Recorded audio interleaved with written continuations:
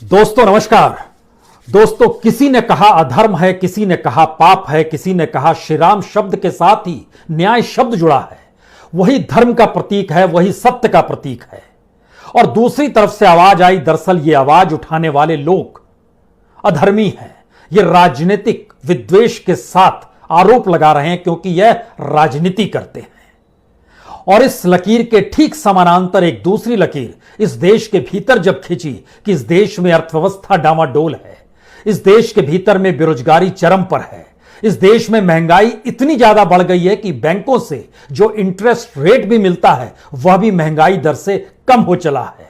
इस देश के भीतर की परिस्थितियां सामाजिक, सांस्कृतिक, आर्थिक और राजनीतिक तौर पर कितनी चौपट हो चली है, लेकिन आवाज हर वक्त आपको दो तीन ही सुनाई देगी।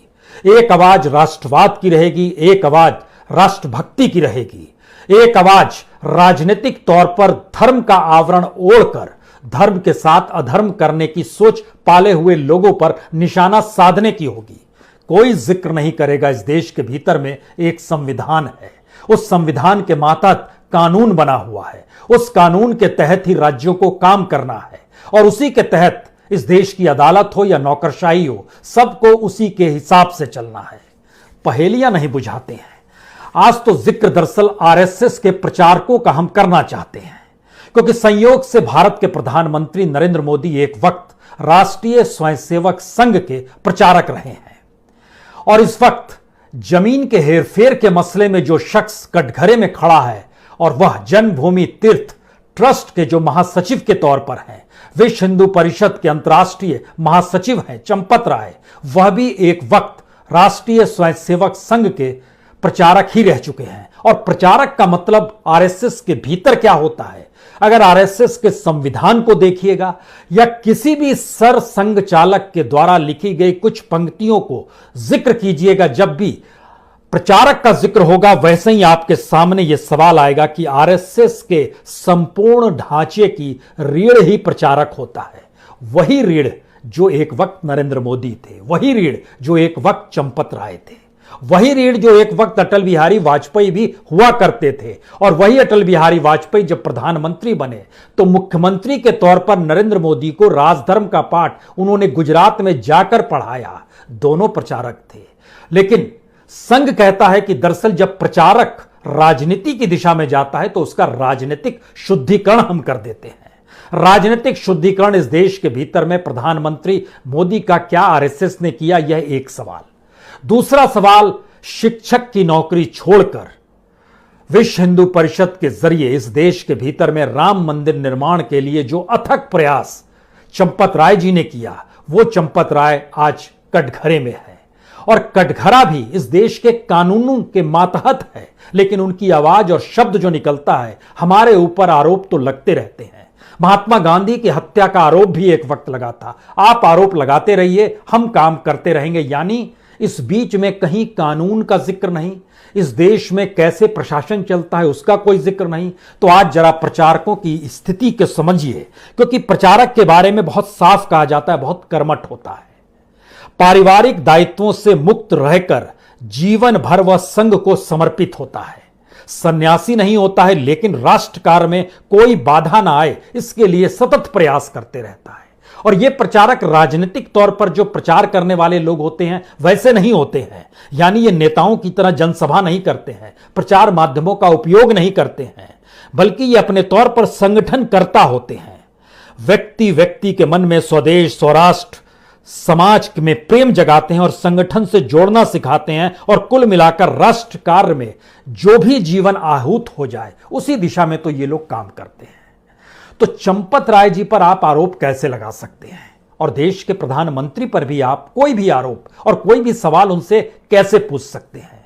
बात चंपत राय जी से शुरू की जाए या प्रधानमंत्री मोदी से की जाए, जिक्र तो आरएसएस के प्रचारक के तौर पर निकलकर इस देश को संभालने वाले और इस देश में राम मंदिर को लेकर जो सबकी आस्था है, इस देश के राष्ट्रपति ने भी अपने पास अपनी जेब से पैसा दान किया है, मुख्यमंत्री तक ने दिया है, लोगों ने दिया है, और सबने इतना पैसा दिया है कि जो टारगेट भी रखा गया उस पैसे के भी एट पार पहुंच गया।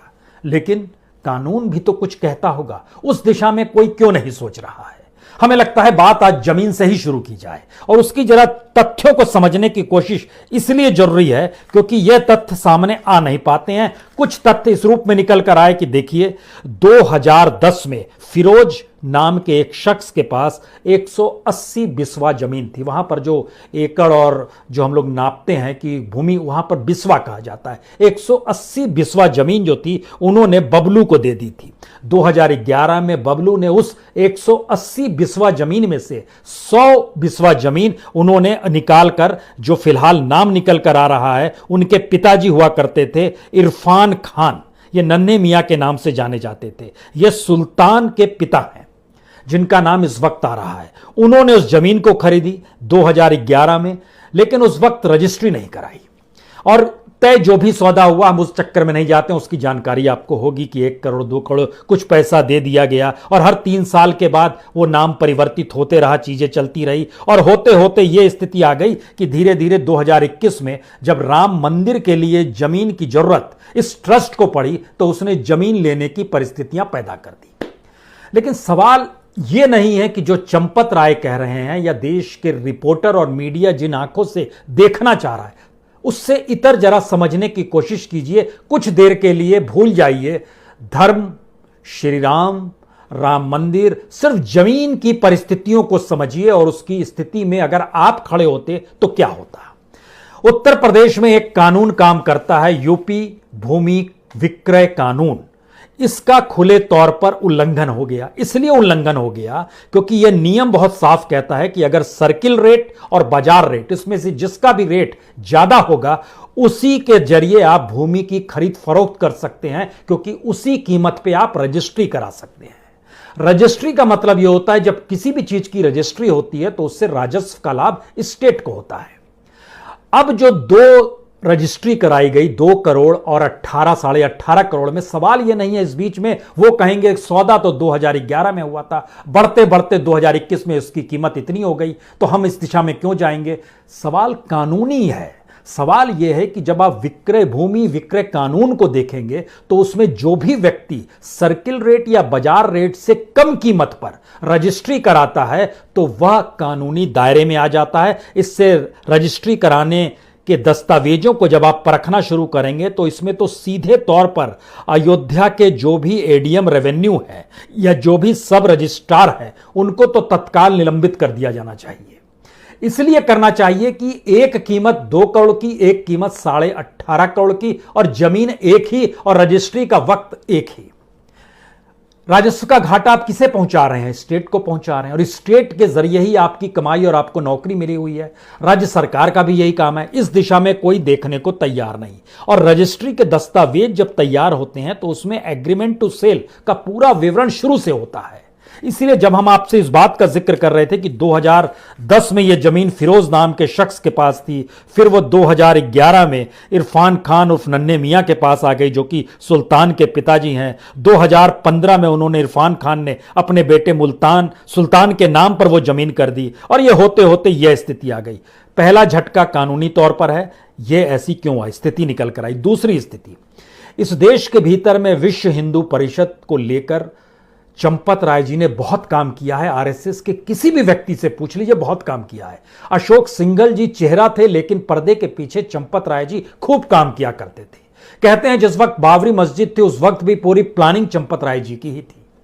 यह भी कहा जाता है उन्होंने जितनी मशक्कत की उसी का एक असर था कि 5 अगस्त 2020 को जब भूमि पूजन हो रहा था और प्रधानमंत्री वहां पर मौजूद थे, भूमि पूजन के लिए पूजा पाठ कर रहे थे, उस समय मंच संभाले हुए शख्स जो था वो चंपत राय जी थे, क्योंकि उनकी महत्ता बड़ी है, कतई इनकार नहीं है, बड़ी महत्ता है उनकी। लेकिन सवाल यह है कि देश एक कानून से चलता है, देश जिन परिस्थितियों से चलता है उसमें विश्व हिंदू परिषद जमीन की खरीद फरोख्त की स्थिति में कैसे आ गई, जबकि सुप्रीम कोर्ट ने जब ट्रस्ट बनाने की परिस्थितियां निर्देश जारी किया और ट्रस्ट बन गया, उसमें केंद्र सरकार ने जब 70 एकड़ जमीन भी दे डाली और वो अधिकृत केंद्र सरकार ने की थी, तो ट्रस्ट ने ये खुद तय कर लिया कि अब इसका विस्तार देना चाहिए और 108 एकड़ तक मंदिर का परिसर रहेगा और उसके बाद जमीन की खरीद फरोख्त शुरू होती है। उसी के दायरे में ये जो जमीन फंसी हुई है, जिसमें 100 बिस्वा जमीन है, ये तकरीबन 3 एकड़ की जमीन बनती है, जो कि रेलवे स्टेशन के नजदीक है और कहा जा रहा है कि वहां पर शायद हो सकता है वो भक्तों के लिए निवास बनाने के लिए उस जमीन को लिया गया। तो बहुत रईस हैं राम भक्त इस देश के भीतर में, और अगर आप सोमनाथ जाइएगा, हरिद्वार जाइएगा, बनारस जाइएगा, उन्होंने बहुत सारे निवास बनाए हुए। लेकिन सवाल यह था, विश्व हिंदू परिषद का निर्माण आरएसएस ने राम मंदिर को लेकर किया था और चंपत राय जी को एक स्पेशल भूमिका में वहां पर रखा भी गया था, इससे भी इनकार नहीं है। लेकिन यह जमीन की खरीद फरोख्त में जब ट्रस्ट फंसता है और ट्रस्ट किसी बिल्डर की तरह काम कर रहा है या किसी रियल एस्टेट की तरह काम कर रहा है या जमीन के मालिकान जो प्रॉपर्टी डीलर होते हैं उस तर्ज पे काम कर रहा है, क्योंकि जो जमीन को देखिएगा तो फिरोज खान प्रॉपर्टी डीलर, बबलू पाठक प्रॉपर्टी डीलर, सुल्तान प्रॉपर्टी डीलर, सुल्तान अंसारी, सभी प्रॉपर्टी डीलर अपने तौर पर रहे। लेकिन चंपत राय जी तो प्रॉपर्टी डीलर नहीं रहे हैं और विश्व हिंदू परिषद तो प्रॉपर्टी डीलर नहीं है। और जिस तीर्थ ट्रस्ट का जिक्र हो रहा है, उस तीर्थ स्टर का काम, जन्मभूमि तीर्थ स्टर का काम भी तो प्रॉपर्टी डीलर वाला नहीं है। अचानक ये चीजें शिफ्ट क्यों हो गई, और ये जानते समझते हुए जरा समझना होगा, क्योंकि इस देश के भीतर में लोगों से चंदा लिया गया। लोगों से चंदा लेने का मतलब यह है कि इस बात के बारे में खुले तौर पर जिक्र किया गया कि दरअसल हमें और जमीन की जरूरत है, हमें निर्माण के लिए खूब पैसा चाहिए। उसका भी टारगेट रखा गया कि 1000 करोड़ रुपए चाहिए और उसके लिए बकायदा कूपन छापे गए, लेकिन उसका नाम कूपन नहीं दिया गया। उसका नाम अपने तौर पर अयोध्या के जो सर्वांगीण विकास के लिए हम जमीन खरीद रहे हैं और उसी के मातहत हम इसको एक मिशन मान रहे हैं। अब आप ध्यान दीजिए, 10 रुपए के 4 करोड़ कूपन छपे, 100 रुपए के 8 करोड़ कूपन छपे, 1000 रुपए के 12 लाख कूपन छपे। ये सारे कूपन की 14 जनवरी यानी मकर संक्रांति के दिन से शुरू होकर मकर पूर्णिमा जो 27 फरवरी तक था, एक 42 दिन का वक्त लिया गया कि इस दौर में सिर्फ हम कलेक्शन करेंगे पैसा राम मंदिर के लिए। अब आप कल्पना कीजिए, जो 960 रुपए इन कूपन के जरिए लेकर आना था, टारगेट कुल मिलाकर था 1000 करोड़ का। लेकिन इसके बीच में बहुत सारे लोगों ने अपने हिसाब से पैसे दिए। राष्ट्रपति ने 5,01,00,000 रुपए दे दिया, मुरारी बापू 18 करोड़ 61 लाख रुपए उन्होंने दान कर दिए, योगी आदित्यनाथ जी ने भी, राज्य के मुख्यमंत्री 11 लाख रुपए दिए, शिवसेना ने 1 करोड़ रुपए दिए। सबने पैसा अपने अपने तौर पर दिया और जब रकम देखनी शुरू हुई, जो टारगेट 1100 करोड़ का था और ये उसमें जो जानकारी आई थी कि कंस्ट्रक्शन कॉस्ट 400 करोड़ रुपए उसमें लगेंगे, 11 फरवरी आते आते 1000 करोड़ पार कर गए, यानी 28वें दिन ही 1000 करोड़ रुपए हो चुके थे। उसके बाद 15 फरवरी का डाटा सामने आया, 1511 करोड़ रुपए जमा हो चले हैं। 28 फरवरी का डाटा सामने आया, 2100 करोड़ जमा हो चले हैं। 30 मार्च का डाटा सामने आया, 3200 करोड़ रुपए जमा हो चले हैं। अब सवाल यहां पर यह है कि इस देश के भीतर में जब इतने बड़े पैमाने पर लोगों तक पहुंचने का काम किया गया, क्योंकि खुद ट्रस्ट के जरिए, विश्व हिंदू परिषद के जरिए यह जानकारी दी गई कि दरअसल इस देश के भीतर में लगभग 50 करोड़ लोगों तक हम पहुंचेंगे, 5 लाख गांव में जाएंगे, 11 करोड़ परिवारों से संपर्क साधेंगे। एक झटके में, एक जहन में तुरंत एक बात दिमाग में आएगी, लोगों की आस्था, वो आस्था के साथ इस देश में सियासी तौर पर वोट बैंक भी है। इसीलिए जब जमीन के हेरफेर का मसला आया तो ध्यान दीजिए, हर राजनीतिक दल के शब्द क्या थे। वो कोई भी पॉलिटिकल पार्टी विपक्ष की हो, कोई अधर्म कह रहा है, कोई पाप कह रहा है, कोई सत्य और निष्ठा दिखला रहा है, कोई श्री राम के जरिए न्याय की बोली लगा रहा है। लेकिन इस बात का जिक्र नहीं है कि दरअसल जमीन की खरीद फरोख्त को लेकर सुप्रीम कोर्ट ने नहीं कोई निर्देश दिया था। सुप्रीम कोर्ट ने यह कतई नहीं कहा था कि आप जमीन खरीदने निकल जाइए। वो तो पहले से तय था कि 70 एकड़ जमीन है और वहां पर मंदिर बनेगा। लेकिन आपने तय किया उसको विस्तार करेंगे, आपने तय किया खरीद फरोख्त करेंगे और 50 से ज्यादा रजिस्ट्री इस दौर में हुई। पहली स्थिति है। दूसरी स्थिति और बेहतर है। जो 180 बिस्वा जमीन थी जो 2010 में फिरोज ने बबलू को बेची और बबलू ने उसके बाद 100 बिस्वा जमीन इरफान खान उर्फ नन्हे मियां यानी सुल्तान के पिताजी को बेची। ये 100 बिस्वा और 80 बिस्वा दोनों की रकम में भी फर्क है। 80 बिस्वा जमीन की एवज में 8 करोड़ रुपए दिए गए और 100 बिस्वा जमीन की एवज में 18.5 करोड़ यानी 18 करोड़ 50 लाख रुपए दिए गए। अब सवाल यह है कि जिस तरीके से जमीन की कीमत बढ़ रही है, जिसका जिक्र विश्व हिंदू परिषद ने भी किया, ट्रस्ट ने भी किया, राज्य भी कर रहा है, क्योंकि राज्य भी अपने तौर पर अयोध्या के मंदिर के इर्द गिर्द जो भी चकाचौंध आता है उसके तहत वो जमीनों की खरीद फरोख्त वहां पर कर रहा है। जमीन के रेट बढ़ गए हैं। जमीन के रेट की जानकारी आती है कि 20 से 50 लाख प्रति बिस्वा हो गई है। उस लिहाज से भी अगर देखिए तो जाहिर है यह रकम बहुत कम है। अब अगर बहुत कम है तो राजस्व का घाटा किसको? स्टेट को घाटा। लेकिन फिक्र क्यों नहीं? क्योंकि राज्य किसके हाथ में है? विश्व हिंदू परिषद कहां से निकली है? प्रचारक कहां से निकलता है? ये सारे शब्द गौण हो गए।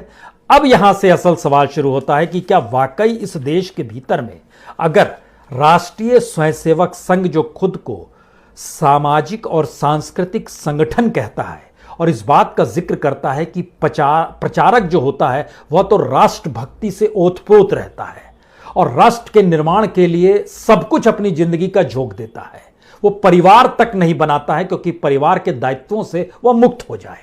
सारी बातें सुनने में बहुत अच्छी लग रही है, लेकिन यहीं से सवाल शुरू होता है जब आरएसएस से निकला हुआ प्रचारक सत्ता को संभालता है या फिर राजनीति के मैदान में आता है या फिर इस तरीके से क्रय विक्रय की परिस्थिति में आता है, तो क्या यह उसके भीतर का भोलापन होता है जहां पर वो मानकर चलता है कि वो कोई भी कार्य करेगा तो राष्ट्रहित में करेगा और राष्ट्र निर्माण के लिए ही वो कार्य कर रहा है?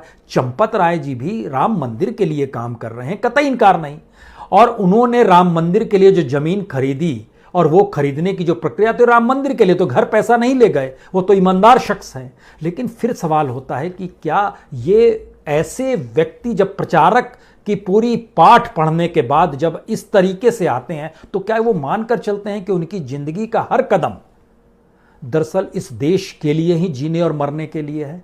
अब यहां पर सवाल होता है कि प्रधानमंत्री भी तो प्रचारक हैं, रहे हैं और वहीं से वो राजनीति में आए, राजनीतिक शुद्धिकरण के साथ आए। तो 2002 क्यों गुजरात में हुआ? और प्रधानमंत्री उस समय अटल बिहारी वाजपेयी थे जो खुद प्रचारक रहे हुए हैं, वह क्यों गए और उन्होंने राजधर्म का जिक्र क्यों किया? क्योंकि राजनीतिक शुद्धिकरण तो उस समय मुख्यमंत्री का हो जाना चाहिए था जो गुजरात के थे।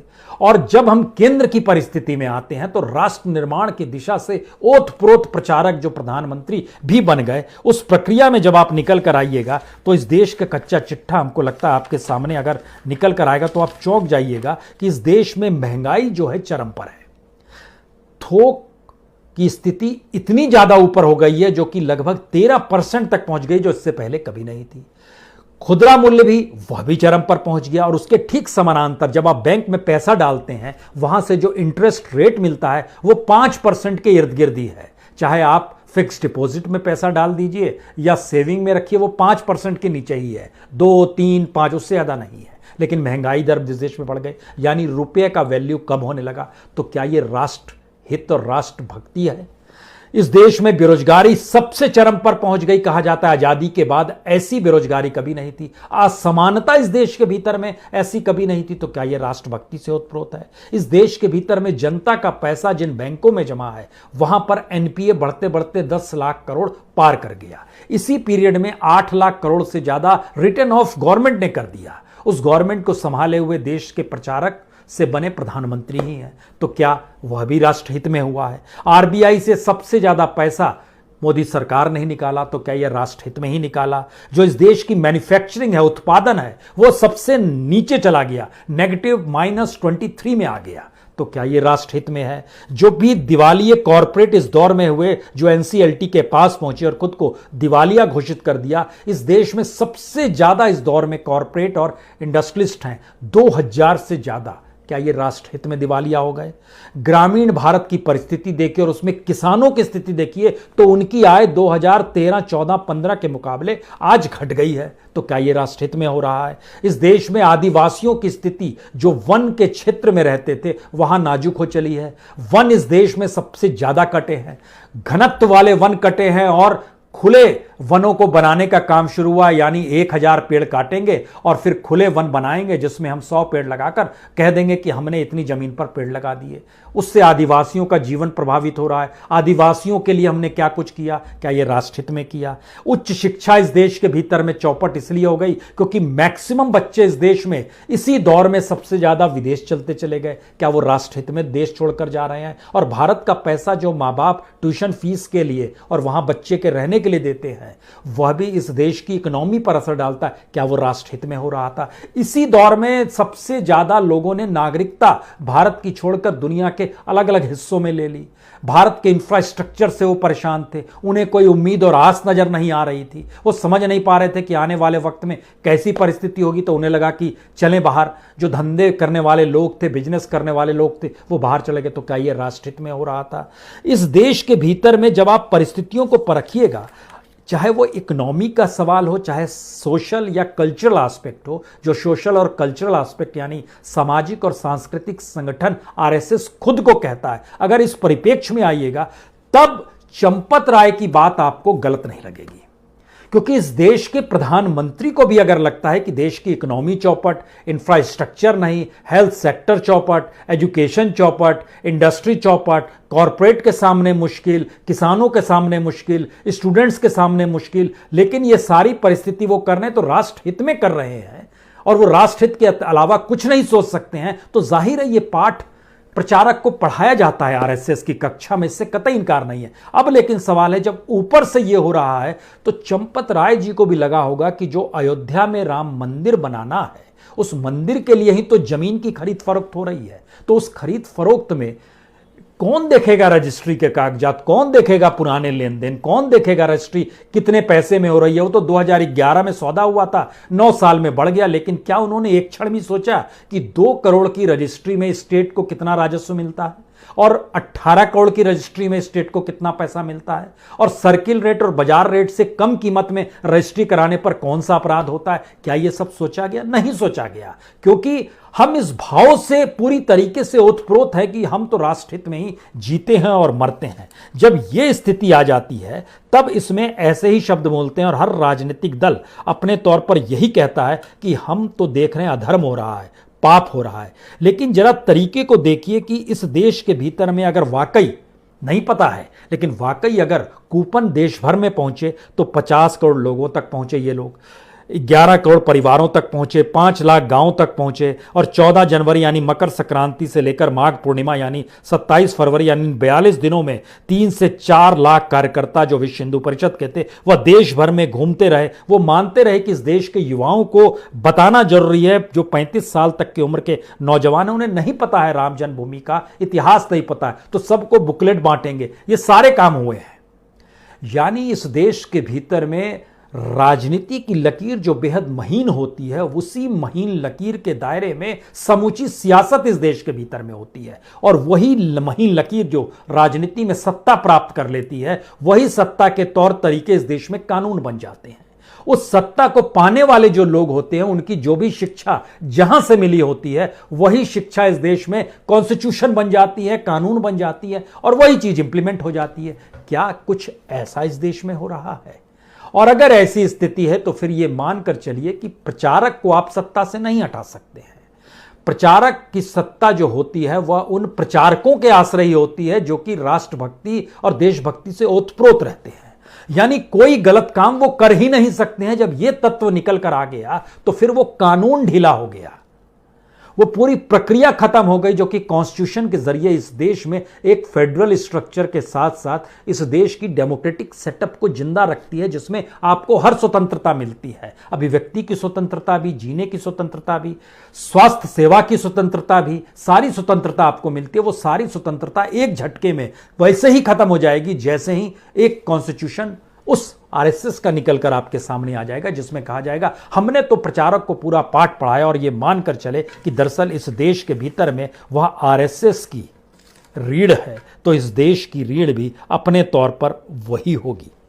ये सारे ऐसे सवाल हैं जिन सवालों के आइन में हमें लगता है कि राम मंदिर को कुछ देर के लिए छोड़िए, लीगलाइज्ड वे में जरा चीज़ों को समझने की कोशिश कीजिए। ये देश कानून से चलेगा ना। इस देश के भीतर में जो भी क्रय विक्रय होगा उसके लिए income tax department, revenue department बैठा हुआ है ना। वो क्यों बैठा हुआ है? और उसी परिस्थिति में तमाम डॉक्यूमेंट्स की जांच जो रजिस्ट्री करने वाले रेवेन्यू के जो भी अधिकारी वहां पर होंगे वो किस लिए बैठे हुए हैं, और राज्य के संभाले हुए मुख्यमंत्री या उस मिनिस्टर का क्या काम है जो इन चीजों को देख रहा है। इस दृष्टि से देखना शुरू कीजिए। अन्यथा जिन बातों का जिक्र हो रहा है, कोई कहेगा अधर्म है, कोई कहेगा हम पर तो आरोप लगते रहते हैं क्योंकि हम धर्म की बात करते हैं। तो धर्म की बात एक जगह है और कानून का जिक्र दूसरी जगह है। जरा इसके बीच में कोई लकीर खींचने की कोशिश कीजिए। अटल बिहारी वाजपेयी जी ने कोशिश की थी गवर्नेंस को अलग रखा जाए, आरएसएस को अलग रखा जाए, इसलिए उस पीरियड में प्रचारक की सत्ता थी तो भी इस देश के भीतर में चाहे वो विश्व हिंदू परिषद हो, चाहे स्वदेशी जागरण मंच हो, चाहे मजदूर संघ हो, चाहे किसान संघ हो, जितने भी इनके ऑर्गेनाइजेशन थे सभी अपने तौर पर विरोध करते थे, सड़क पर आते थे। लेकिन आज की तारीख में कोई आपको आरएसएस नजर नहीं आएगी, क्योंकि आरएसएस ही सत्ता है और सत्ता ये मानकर चल रही है कि वो आरएसएस के लिए ही तो जमीन बना रही है। तो फिर सारी चीजें एक झटके में गायब हो गई। इसीलिए ना आपको विश्व हिंदू परिषद नजर आएगी, ना स्वदेशी जागरण मंच नजर आएगा, ना भारतीय मजदूर संघ नजर आएगा, ना भारतीय किसान संघ नजर आएगा, ना अखिल भारतीय ग्राहक पंचायत नजर आएगी। इस देश में कंज्यूमर की भी हालत बुरी हो गई। ना लघु उद्योग भारती नजर आएगी, ना ही सामाजिक समरसता मंच नजर आएगा। भीड़ तंत्र जब इस देश में हत्याएं कर रही थी तो सामाजिक समरसता मंच भी नहीं था।